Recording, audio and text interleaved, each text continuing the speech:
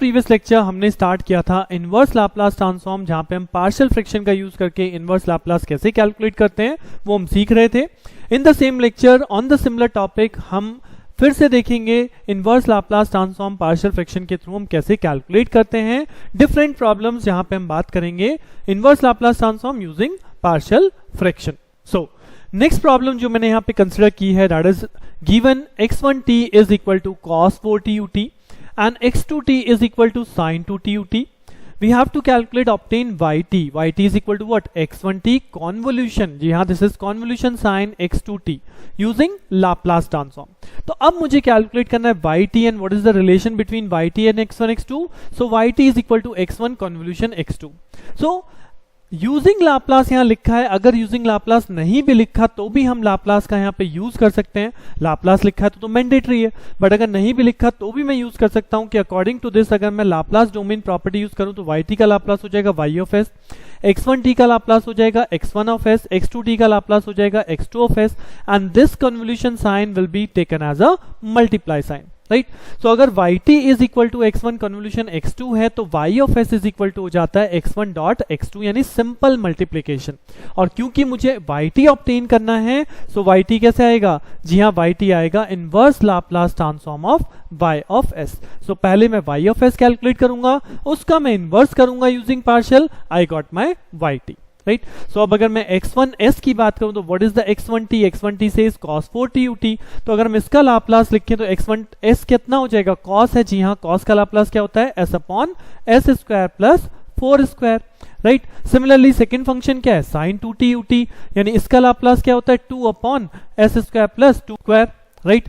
सो ये हो गया हमारा cos 4t, ये sin 2t का लाप्लास, तो this will become as y of s। So y of s is given as x1 dot x2, इन दोनों के आपने मल्टीप्लाई कर दी, ये बन गया 2s, एक फंक्शन हो गया s स्क्वायर प्लस 16 और दूसरा फंक्शन हो गया s स्क्वायर प्लस 4। नाउ अब मुझे ऑब्टेन करना है yt, and yt is nothing but ys का इनवर्स करना है, यानी कि इस फंक्शन का इनवर्स करना है, राइट। तो अब इस फंक्शन का इनवर्स कैसे करेंगे? सो फंक्शन का इनवर्स करने के लिए आपने अभी तक देखे हैं, तीनों केसेस हम देख चुके हैं। यहाँ पे अब टर्म है s स्क्वायर प्लस 16, यानी कि परफेक्ट स्क्वायर नहीं हो सकती, तो मैं यहाँ पे दो फैक्टर है ना, तो मैं यहाँ पे इसे रिप्रेजेंट करूंगा as plus b divided by s square plus 16। Similarly यहाँ पे भी s स्क्वायर प्लस 4 टर्म है, तो this is also represented as cs plus d divided by s square plus 4, right. उसके बाद हम एलसीएम लेते हैं, क्रॉस मल्टीप्लिकेशन करेंगे, सो एलसीएम से एलसीएम कैंसिल आउट हो जाएगा और ये हो जाएगा 2s into as plus b, multiply में आएगा s स्क्वायर प्लस 4, और उसके बाद यहाँ पे हो जाएगा cs प्लस d और मल्टीप्लाई में आ जाएगा s स्क्वायर प्लस 16। उसके बाद हम इस राइट हैंड साइड को पूरा एक्सपांड कर सकते हैं, तो as into S square that become as cube plus ये बनेगा 4as plus bs square plus 4b, right. Similarly इस वाले टर्म को भी आप एक्सपांड कर लेंगे, so we got the expand multiplication like 2s of is equal to as cube plus 4as plus bs square plus 4b। Similarly cs के साथ multiply करूंगा तो cs cube plus 16cs plus ds square plus 16d, right. So this is my after multiplication. अब मुझे क्या करना है? अब मुझे करनी पड़ेगी यहाँ पे कंपेयरिंग, क्योंकि मुझे a b c d की वैल्यू चाहिए। सो ये जो मैंने मल्टीप्लाई यहाँ पे एक्सपैंड की है, इसमें हम करेंगे कंपेयरिंग। जी हाँ, कंपेयरिंग कैसे करते हैं? From the highest power term to the lowest power term, right. अब यहाँ हाईएस्ट पावर टर्म क्या है? s क्यूब, तो मैं s क्यूब के भी टर्म कंपेयर करूंगा, मैं s स्क्वायर के टर्म भी कंपेयर करूंगा, मैं s के टर्म भी कंपेयर करूंगा, s टू द पावर 0 के टर्म भी कंपेयर करूंगा, राइट। अब जब हम s की पावर क्यूब यानी s क्यूब टर्म कंपेयर करेंगे तो क्या लेफ्ट हैंड साइड में कोई टर्म है? जी नहीं, this is equal to 0। Right hand side में कौन है? a है और यहाँ पे cs क्यूब है, राइट। तो यहाँ पे बन गया a plus c। Then S square की टर्म कंपेयर करें, अगेन लेफ्ट हैंड साइड पे कुछ नहीं है, दैट इज 0। यहाँ पे एस स्क्वायर में कौन है? जी हाँ, एस स्क्वायर में ये रहा bs स्क्वायर, और एक एस स्क्वायर की टर्म में ये रही ds स्क्वायर, राइट। तो this become b plus d।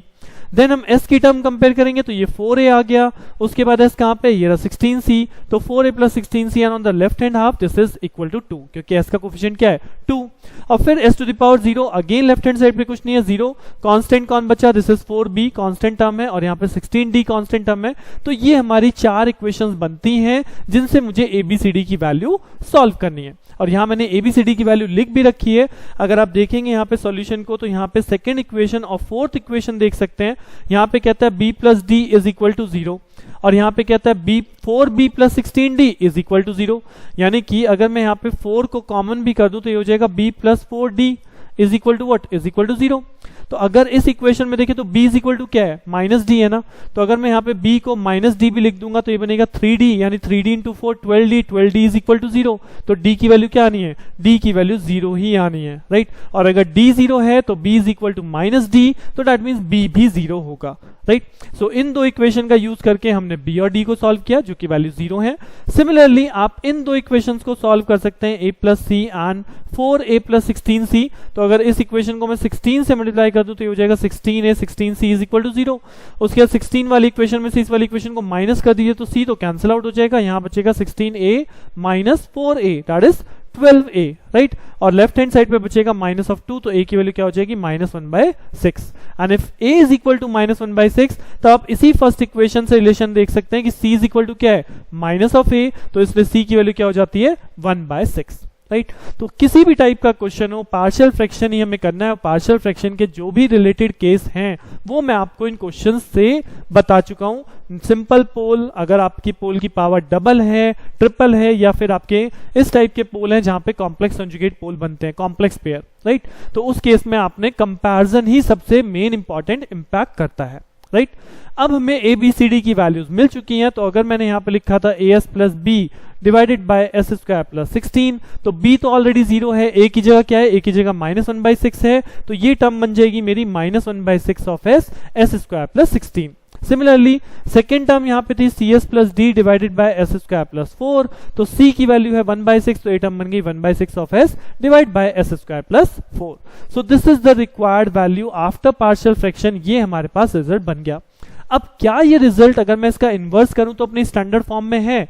अगर मैं इस टर्म को देखता हूं तो s upon S square plus 16, यानी ये मुझे पता है किसका इन्वर्स हो सकता है, ये इन्वर्स हो सकता है cos ऑफ 4t का, राइट। cos ऑफ 4t के लिए हम लिखेंगे s plus S square plus a square that is 4 square 16। Similarly ये किसका इन्वर्स हो सकता है, s over S square plus 4, जी हाँ ये इन्वर्स हो सकता है cos ऑफ 2t का, right.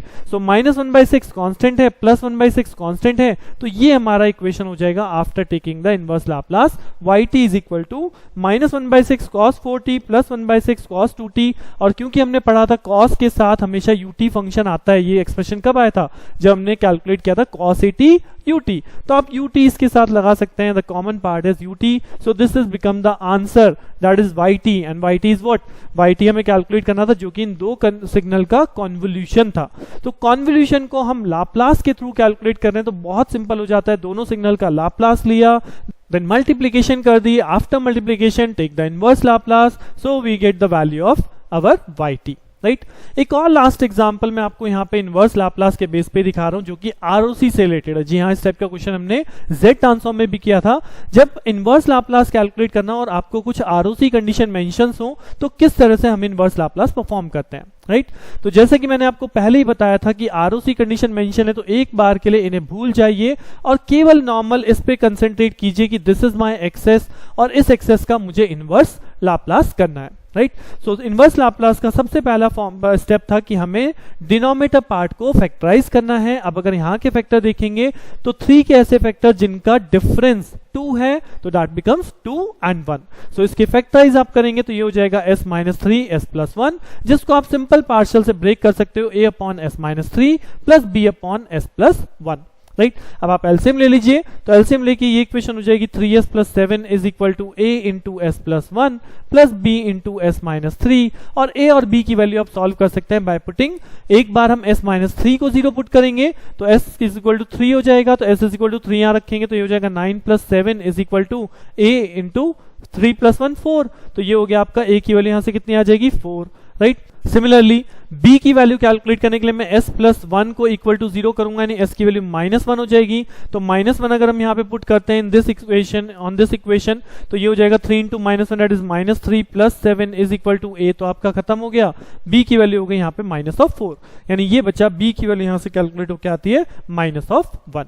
So a is equal to 4, b is equal to -1, यानी कि फंक्शन एक्सेस जो हमने a और b की टर्म में लिखा था, a और b की वैल्यू अगर हमने पुट कर दी तो this will be written as 4 upon s - 3, right, 4 upon s - 3 -1 upon s + 1, right. ये हमारा पार्शियल फ्रैक्शन हो चुका। अब लिखना है मुझे इसका इनवर्स। तो अब इनवर्स जब लिखते हैं तब डिपेंड करता है कि आपकी आरओसी कंडीशन क्या है उसी बेस पे आप इनवर्स यहाँ पे लिखने वाले हैं। तो अब अगर मैं आपको बोलूं कि ये किसी सिग्नल का लाप्लास होता, this X S is signal Laplace of X T, और आपसे पूछा जाए what is the ROC condition, तो आप कैसे कैलकुलेट करते हैं, s माइनस 3 ग्रेटर देन 0 यानी s is greater than 3 and s plus 1 is greater than 0 यानी कि s is greater than minus of 1।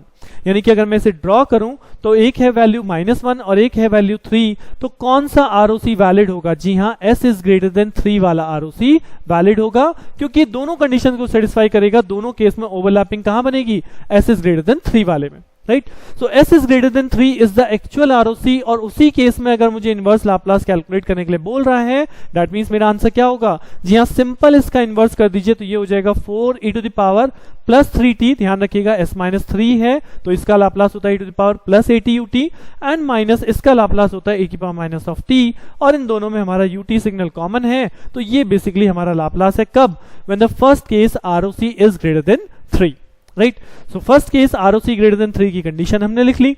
अब अगर मैं बात करूं इसी चीज को सेकंड केस के लिए कैलकुलेट करना है कि आरओसी इज लेस देन -1, तो दो आरओसी थे हमारे, एक था s इज ग्रेटर देन 3 और एक था s इज ग्रेटर देन -1। तो अगर हम सेकंड केस में देखें तो इस केस में दोनों ही आरओसी कंडीशन मेरी फेल हो रही है, राइट। और जब दोनों आरओसी कंडीशन फेल हो रही है तब मैं रिजल्ट को यहाँ पे कैसे लिखता हूं, सिंपली आपको क्या काम करना है कि जो आपका साइन है, यानी अगर पॉजिटिव साइन है तो आप उसे नेगेटिव करेंगे और ut की जगह u ऑफ माइनस t कर देंगे, कि किसके लिए, जिस particular ROC condition given condition से फेल हो रही है, राइट।